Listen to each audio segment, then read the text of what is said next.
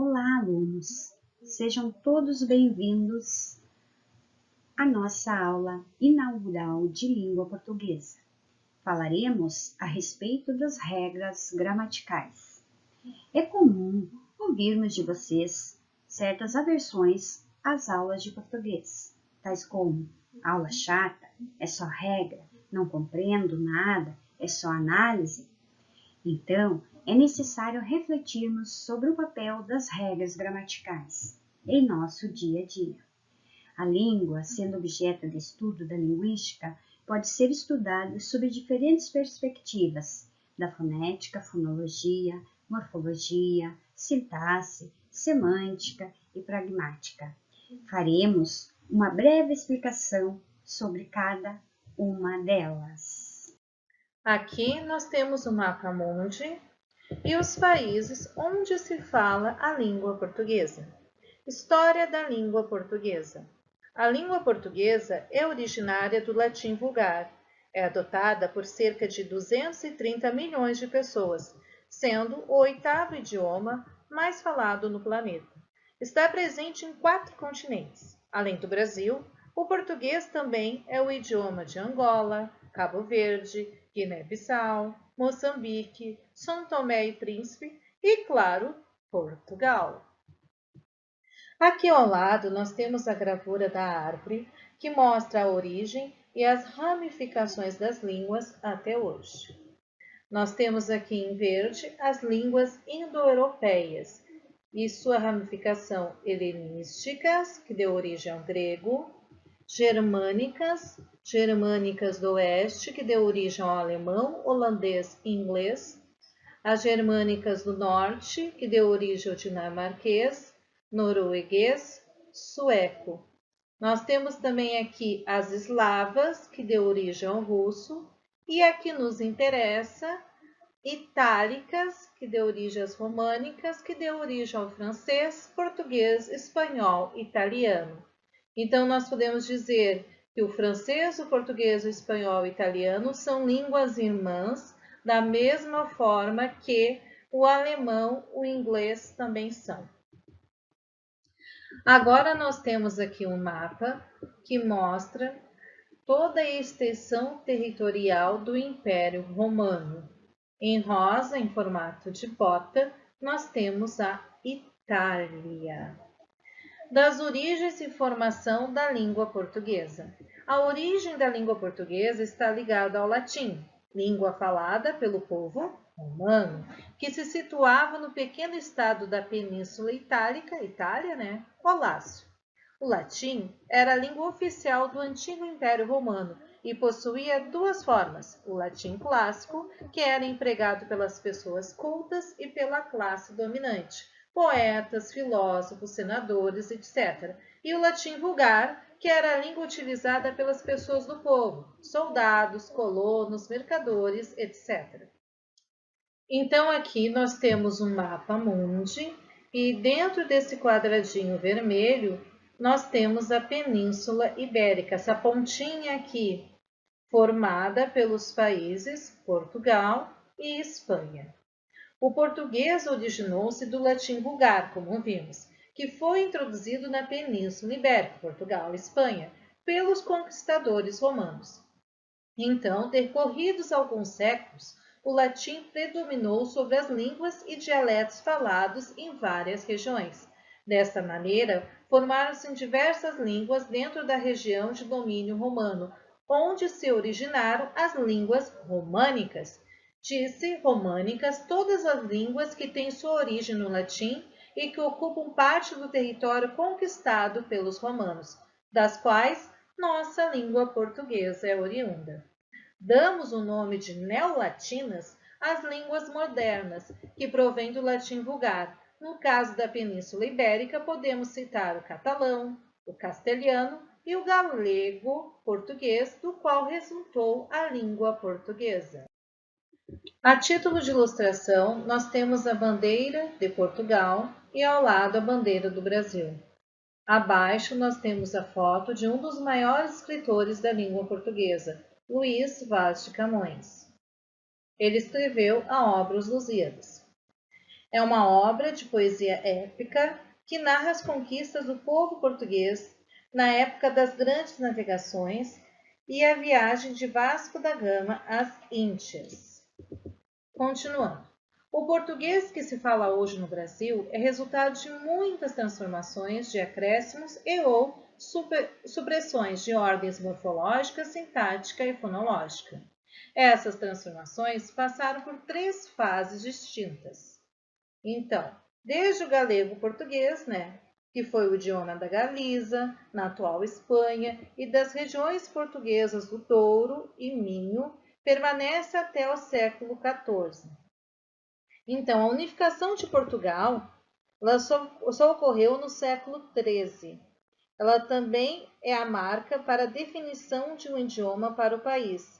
Com as fronteiras definidas, o galego passa a ser a língua oficial do país, com o idioma sendo definido como galego-português. Depois nós temos o surgimento do português arcaico, que é o idioma falado entre o século XIII e a primeira metade do século XVI. É nesse período que começam os estudos gramaticais da língua portuguesa. E, por último, o português moderno. É o idioma falado atualmente no Brasil e nos demais países. Inicia-se, então, o português a partir do século XVI, quando a língua se uniformiza, adquirindo as características do português atual. A produção de Camões, os Lusíadas, desempenhou um papel fundamental na uniformização. História da língua portuguesa no Brasil. As grandes navegações, a partir do século XV d.C., ampliaram os domínios de Portugal e levaram a língua portuguesa às novas terras da África, Angola, Moçambique, Guiné-Bissau, São Tomé e Príncipe, ilhas próximas da costa africana, Açores, Madeira, Ásia, Macau, Goa, Damão, Dil, Oceania, Timor e América, Brasil. Onde chegou o idioma sofreu com as influências locais. Assim, o português era imposto às línguas nativas que havia aqui como língua oficial ou modificava-se dando origem a outros dialetos. No Brasil, por exemplo, há palavras em português que são de origem indígena ou africana. O Brasil também apresenta imensa diversidade linguística, fruto da intensa imigração de povos como os italianos, alemães, etc. Então, aqui ao lado, nós temos um mapinha do Brasil dividido em 16 regiões que mostra os dialetos do português brasileiro. Lembrando que a nossa língua, ela sofreu influência, da língua indígena, da língua africana, da língua italiana, da língua alemã. Bom, daria para citar um monte aqui, porque o Brasil é uma miscigenação. Olá, meus queridos alunos. Sou a professora Elaine e vou trabalhar com as turmas 201, 202, 203, 204, 82, 83 e 307, a língua portuguesa. Bom, hoje eu vou fazer uma retomada bem rápida da questão da fonética e fonologia com vocês. A fonética é o estudo da fala, enquanto a fonologia é o estudo dos sons linguísticos. Por isso, vamos definir, fonologia. Fono, som. Logia, estudo. A origem, então, da palavra fonologia. Som e estudo. Fonologia é o estudo dos sons relativos à fala. Sons esses produzidos pela construção das palavras. Quando falamos em fonética e fonologia, não podemos deixar de lembrar dos fonemas, que é a menor unidade sonora produzida pelo ser humano. O ser humano já nasce com a capacidade fonética, porque quando ele nasce, ele não nasce com a capacidade de escrever alguma coisa. Mas uma criança, quando nasce, ela chora. Já emite um som. Por isso que podemos dizer que o ser humano nasce com a capacidade fonética. E fonema é é diferente de letra, porque é o som que a gente produz. Fonema é som e letra é grafia. A grafia, então, aí seria a escrita. Portanto, temos que ter cuidado, porque fonema não é letra. Fonema é o que nós pronunciamos a partir do que está escrito, das letras. Pegamos como exemplo ali a palavra casa. Casa, eu tenho 4 letras e 4 fonemas. Por quê? Porque eu pronuncio as 4 letras que estão escritas ali. Eu pronuncio casa, o C, o A, o S e o A. Na palavra capa, eu tenho também 4 letras e 4 fonemas. Porque eu pronuncio as 4 letras, portanto, 4 fonemas. Agora, quando eu chego na palavra táxi, percebam que isso muda. Táxi tem 4 letras e 5 fonemas. Isso porque, quando nós pronunciamos a palavra táxi, o som do X sai com som de KS. Então, percebam bem a diferença entre letras e fonemas. Letras escritas, fonemas é o que sai, né? O som que sai da nossa boca. Vamos ver agora a classificação dos fonemas. Então, nós temos vários tipos de fonemas: vogais, semivogais e consoantes. As vogais A, E, O são vocálicos, né? São fonemas vocálicos, pronunciados sem obstáculos à passagem do ar. Então, saem livremente, a gente pronuncia abelha, A. Saiu livremente da nossa boca a vogal A. As semivogais, elas vão juntar-se às vogais, sendo mais átonas. E o I e o U são semivogais. Mas eu aprendi que A, E, I, O, U são vogais. Como que agora são semivogais? É que quando elas se juntam com uma vogal que tem um tom, uma tonicidade mais forte, elas vão se tornar semivogais. Temos também as consoantes, que são fonemas produzidos mediante a resistência que os órgãos bucais impõem à passagem do ar. Temos ali, então, como exemplo, a letra T. Né? O nome dessa letra é T.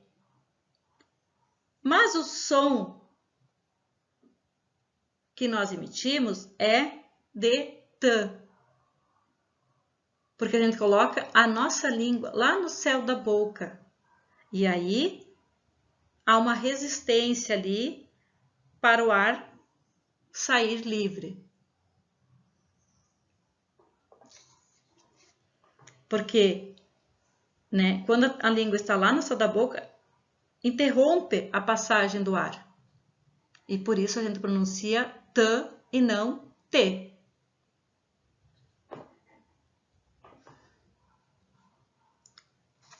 Os encontros vocálicos, eles são separados em ditongos, tritongo e hiato. Vamos ver agora cada um deles, então, que também fazem parte da fonética e fonologia, que é o estudo da fala e o estudo dos sons, então. No ditongo, vocês vão encontrar uma vogal e uma semivogal. Ou também, ao contrário, vem uma semivogal antes, uma vogal depois. Então, depende da palavra e como elas estão posicionadas. A que sai mais forte é a vogal, a que sai mais fraca é a semivogal. Temos aqui, como exemplo, a palavra pai. Pai.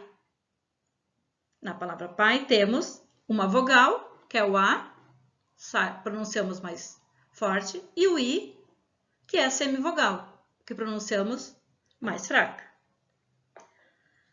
O tritongo. O tritongo é o encontro de duas vogais, de duas semivogais e uma vogal na mesma sílaba.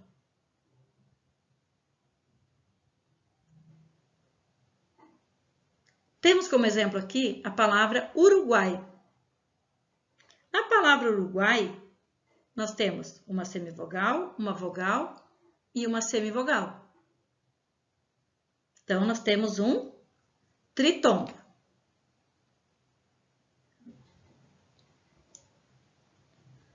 Temos também o hiato. Se eu falei que pai, nós temos uma vogal e uma semivogal, em Uruguai, nós temos duas semivogais e uma vogal. No hiato, nós temos duas vogais. Tá, mas isso é possível?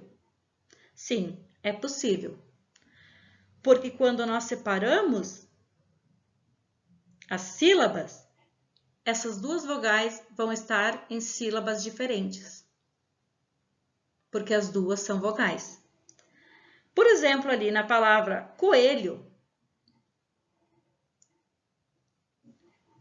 co-e-lho, separamos o O e o E. Elas não ficaram na mesma sílaba, elas ficaram separadas. E temos então também, dentro desse estudo, os encontros consonantais.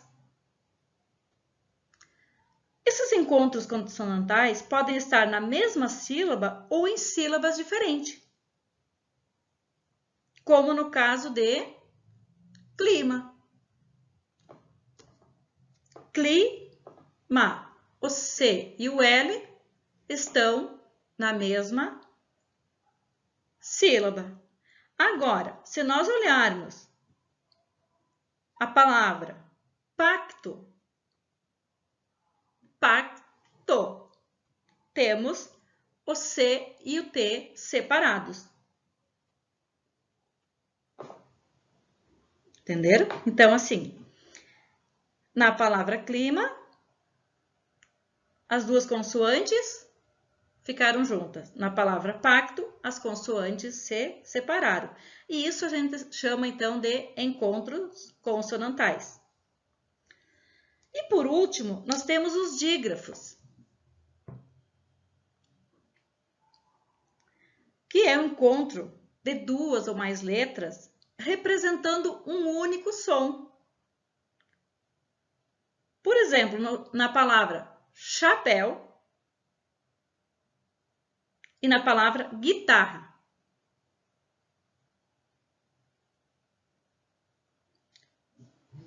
Na palavra chapéu, o CH se pronuncia em um único som, porque ele é um dígrafo. A palavra guitarra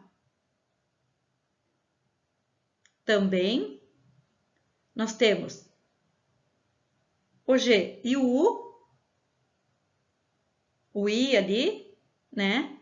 O U não vai sair som nenhum. Então, temos também ali um único fonema sendo pronunciado de duas letras. E aqui nós temos uma consoante e uma semivogal. Porque o que sai da sílaba gui é o G e o I. Também temos ali os dois R's. Nós não vamos pronunciar os dois R's, né? É pronunciado somente um.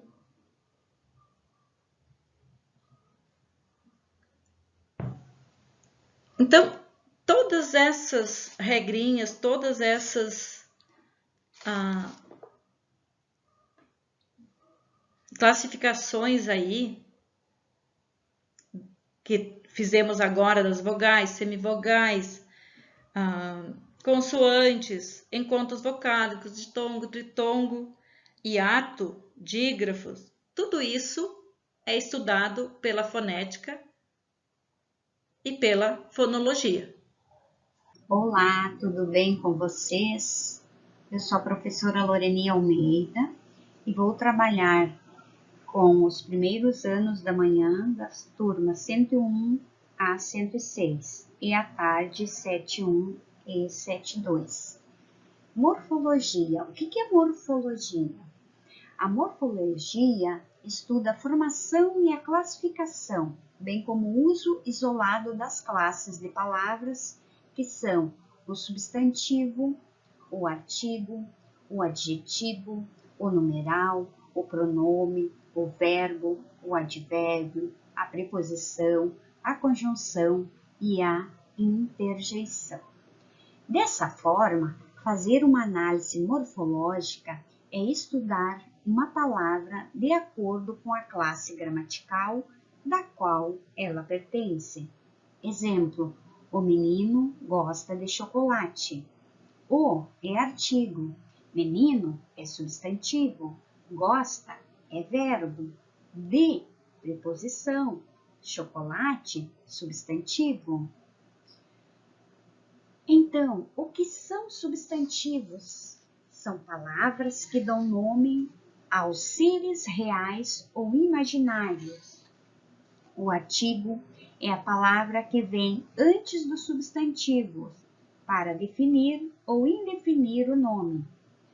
Temos o adjetivo, que é a palavra que se refere a um substantivo, indicando um atributo, ou seja, uma qualidade ou defeito.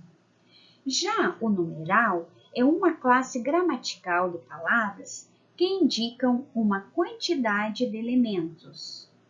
O pronome tem a função de relacionar o substantivo, ou seja, substitui o nome. E o verbo? O verbo, ele exprime um fato, localizando-o no tempo, ou presente, passado, o futuro. Temos também o advérbio. O advérbio serve para modificar o verbo. E a preposição?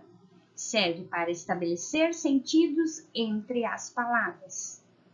Temos também as conjunções, que são palavras que servem para conectar orações. E por último, a interjeição, que ela exprime estados ou sensações. Então, o que devemos aprender?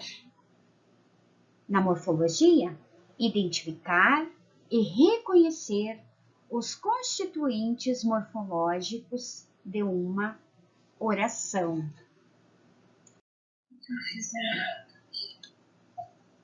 Oi, pessoal, tudo bem? Espero que com vocês esteja tudo tranquilo.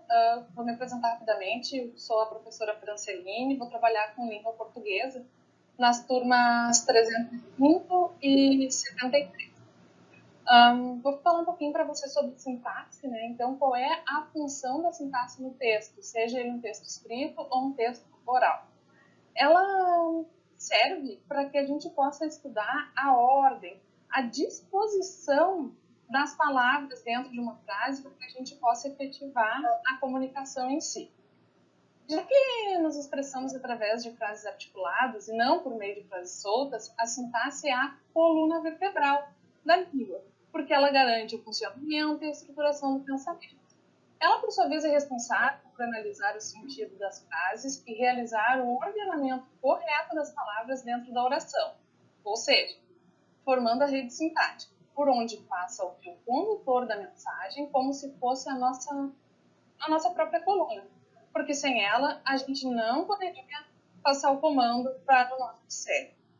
A sintaxe, gente, quando a gente diz que ela serve para a disposição, né, das palavras dentro de uma frase, é para a gente perceber que existe uma lógica interna de um falante de uma língua, para ele saber que ele não diz, por exemplo, homem ou é bom. Um falante nativo de língua portuguesa, por exemplo, já sabe que a ordem correta é dizer o homem é bom.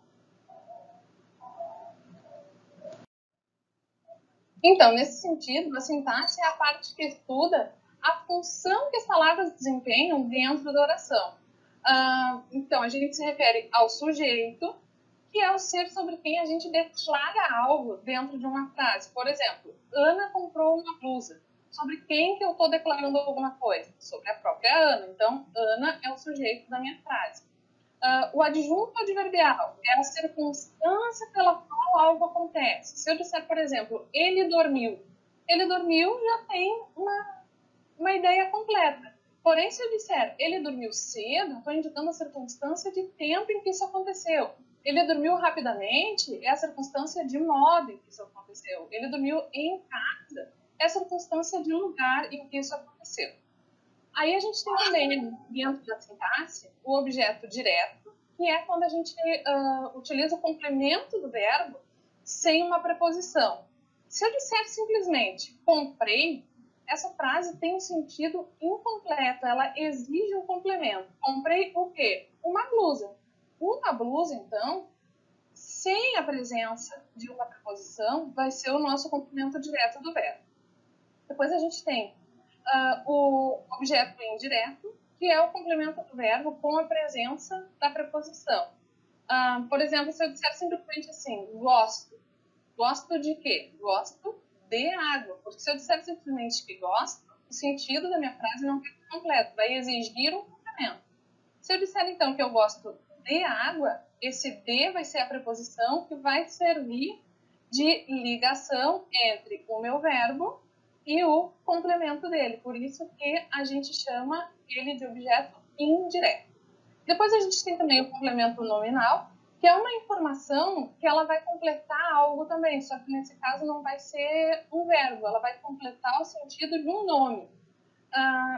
Por exemplo, houve a construção da estrada. Se eu disser que houve a construção é um nome, porque ela é um substantivo, ela dá nome a algo. Se eu disser construção da estrada, esse da estrada vai estar completando o quê? O sentido de um nome. Então, por isso é um complemento nominal e não um complemento de um verbo. A gente tem também o aposto, que é uma explicação. Se eu disser, por exemplo, Ana, estudante do CIEP, é alta. Quando eu digo estudante do CIEP, eu estou explicando quem é a Ana. Depois a gente tem ali na sequência também o vocativo, que é um chamamento. Por exemplo, Ana, vem aqui. Eu estou automaticamente fazendo um chamamento para Ana. E, para finalizar, a gente tem o predicado, que é uma declaração que a gente faz sobre o sujeito. Aquela mesma frase lá de cima que a gente usou para falar sobre o sujeito. Ana comprou uma blusa. Quando eu digo que comprou uma blusa, eu estou declarando algo sobre a Ana. Tudo aquilo que sobrou do meu sujeito vai ser o predicado da minha frase.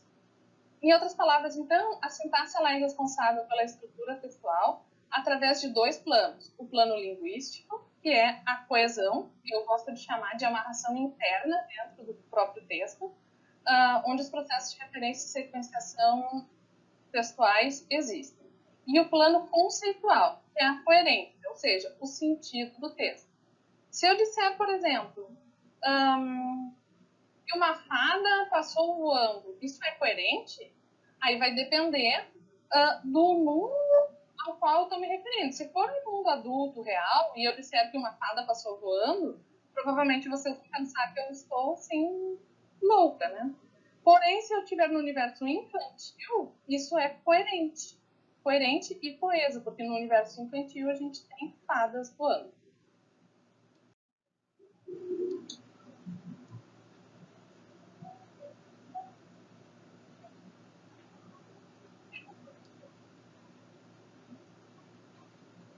Olá, alunos! Eu sou a professora Luciane e trabalharei língua portuguesa com as turmas 81 e 107. Nesse momento falarei a respeito da semântica. A semântica, então, ela se encarrega de estudar o significado das palavras individualmente, porém, claro, aplicadas em um contexto e sob a influência de outras palavras. Ou seja, estão dentro do campo desse estudo semântico os seguintes conceitos. Nós temos a sinonímia, que são aquelas palavras que têm significados semelhantes, e a antonímia, que são aquelas palavras que têm significados opostos. Um exemplo clássico, então, de sinonímia: casa, moradia, lar. E exemplo de antonímia: bem e mal, claro e escuro.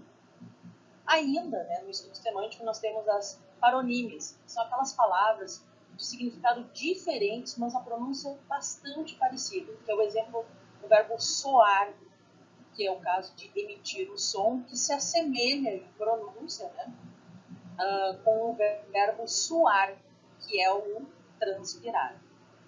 Ainda nós temos as homonímias, que são as palavras com a mesma pronúncia ou uma mesma grafia, porém um significado diferente. O exemplo é pelo, preposição, e, dependendo do caso, pelo do animal.